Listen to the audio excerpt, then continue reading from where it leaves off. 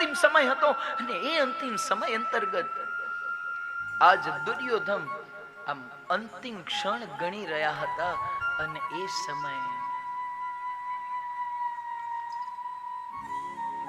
દ્રોણાચાર્ય, કૃતવર્મા, કૃપાચાર્ય આવી થોડાક દૂર ઉભા રહેલા દ્રોણાચાર્યજી નજીક આવી અને આજ દુર્યોધનને કહે છે કે ભાઈ મિત્ર, હજુ શું ઈચ્છા છે તમારી? દુર્યોધનની એક જ ઈચ્છા હતી કે પાંડવ વિહોણી ધરતી થાય. એની બીજી કઈ ઈચ્છા હતી નહીં. એનો મતલબ એ થયો કે જે દુર્યોધન મતીવાળા હોય ને એને હંમેશા નેગેટિવ જ આવડે, પોઝિટિવ આવડે નહીં. એટલે આજથી સમજી લેજો, તમારે જો નેગેટિવ વાળા હોય તો સમજી લેવાનું કે કૌરવ શાસન છે, અને પોઝિટિવ વાળા હોય તો સમજી લેવાનું કે પાંડવોનું શાસન છે. જ્યાં પોઝિટિવ હશે ત્યાં ભગવાન કૃષ્ણ છે, અને જ્યાં નેગેટિવ છે ત્યાં મામા શકુની છે. સમજે ને? સમજે? આજ આવી અને કહી દીધું કે મિત્ર, પાંડવ વિહોણી ધરતી કરવી છે. હા. અને એ જ સમય એક ગૃહનું મંડળ હતું. ત્યાં આગળ પાંડવોના 5 બાળકો બિરાજમાન હતા. એ રાત્રિનો સમય સુઈ ગયેલા ભગવાનને કીધું, ઓય ઊભા થાવ, હાલો, અહીંયા રહેવાનું નથી, અહીંયા રહેવાનું નથી. 5 બાળકો હતા, એમને કીધું કે પ્રભુ, હવે તો યુદ્ધ જીતી ગયા. પ્રભુ, યુદ્ધ તો જીત્યા નહોતા, કેમ કે જ્યારે વિપક્ષનો કોઈ એક પ્રબળ દાવેદાર હોય ને ત્યાં સુધી યુદ્ધ જીત્યા કહેવાય નહીં. કેમ કે યુદ્ધના સહભાગી કોણ હતું? દુર્યોધન ને એની સેના હતી, પરંતુ પ્રમુખ તો ધૃતરાષ્ટ્ર હતો. તો જ્યાં સુધી ધૃતરાષ્ટ્ર સરેન્ડર ન થાય ને ત્યાં સુધી યુદ્ધ જીત્યા કહેવાય નહીં. આ ધર્મ નીતિ કે છે, રાજનીતિ કે છે.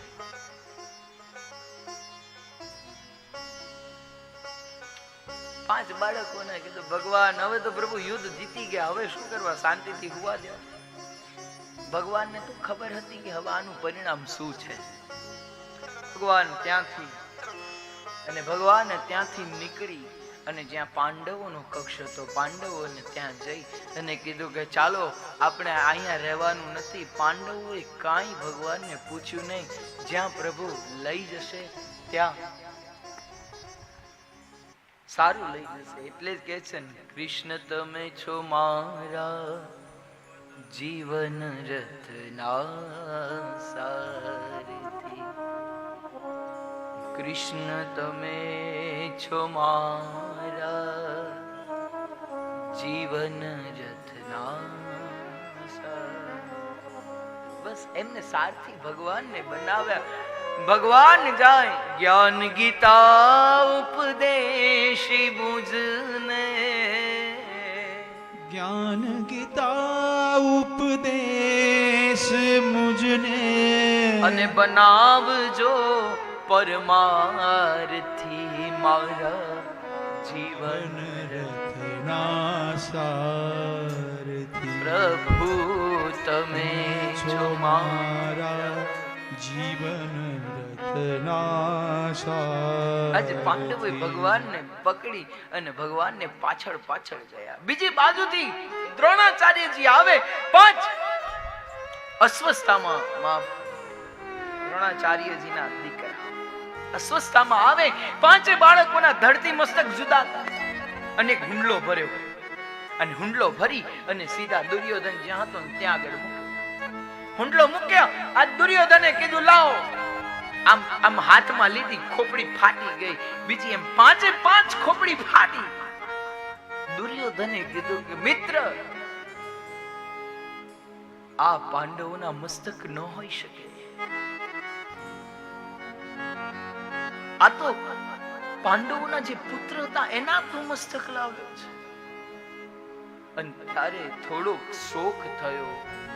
એક બાજુ પહેલા આવે ને ત્યારે હર્ષ થયો, અને પછી જ્યારે એમના પુત્રો મરાણા તો એને થોડોક વિચાર સારો આવ્યો તો કે અમારા કુળની અંદર કોઈ પિંડદાન કરે એવું ન રહ્યું. એટલો થોડોક શોક થયો અને એને હરખ અને શોક જ્યારે બંને થયા ત્યારે ભગવાનના ધામની અંદર. બીજી બાજુ અશ્વત્થામાએ નક્કી કરેલું કે પાંડવ વિહોણી ધરતી કરવી છે, અને અશ્વત્થામા ત્યાંથી નીકળે અને અશ્વત્થામાને ખબર પડી કે 5 તો અંશ પૂરા થઈ ગયા, હજુ 1 અંશ બાકી છે. કોણ? ઓતરાના ઉદરની અંદર. ઓતરાના ઉદરમાં રહેલું જે તત્વ હતું એને બ્રહ્માસ્ત્ર ચડાવ્યું અશ્વત્થામાએ, અને બ્રહ્માસ્ત્ર ચડાવી અને ઓતરાના ઉદરની અંદર જેવું છોડ્યું. ઓતરાએ અહીંયા અર્જુનજીને નથી કીધું, દાદા ભીમને નથી કીધું, યુધિષ્ઠિરજીને કીધું નહીં, એમને સીધું પાહી પાહી મહાયોગી દેવ દેવ જગતપતે બધું છોડી દીધું. સીધા ભગવાન દ્વારકાધીશને જ પુકાર્યા, બીજું કાંઈ કર્યું નહીં. પાહી પાહી મહાયોગે દેવ દેવ જગતપતે નાન્યમ તદંભ્યમ પશ્યે મૃત્યુ પરસ્પર. પ્રભુ બચાવો, પ્રભુ બચાવો, પાહી પાહી મહાયોગી. જ્યાં આટલી વાત કરીને પાહી પાહી મહાયોગી, ભગવાન કૃષ્ણને ખબર પડી ગઈ. જો અહીંયા આગળ ભગવાન કૃષ્ણ છે ને બધાના ભાવ પ્રગટ કર્યા. ઓતરાએ એમને કેવી રીતે યાદ કરતા? પિતાના ભાવથી, મિત્રના ભાવથી. ઓતરાએ એમને પુકાર્યા ને તો સગા ભાઈના નાતા. ભગવાને સખા ભાવ બતાવ્યો, ભગવાને પોતાના પ્રિયતમનો ભાવ બતાવ્યો, ભગવાને પોતાના ભાઈનો પણ ભાવ બતાવ્યો. અને ઓતરાના ઉદરમાં કર્ણના છેદનથી ભગવાન સૂક્ષ્મ રૂપે કર્ણના છેદનથી અંદર પ્રવેશ્યા. અને પ્રવેશતાની સાથે અંદર ઓતરાના ઉદરમાં ભક્તો હવે મારો સાર અહીં ચાલુ થાય. ઓતરાના ઉદરની અંદર જે બાળક હતું એને રક્ષણ કરવા માટે ભગવાને કેટલા દિવસ અંદર યુદ્ધ કર્યું જાણો છો?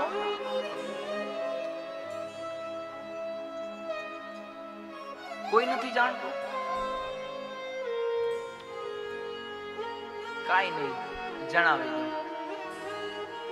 ઓતરાના ઉદરમાં એ બ્રહ્માસ્ત્રને હણી અને ભગવાને 7 દિવસ સુધી પરીક્ષિતજીને જ્ઞાન પ્રદાન કર્યું.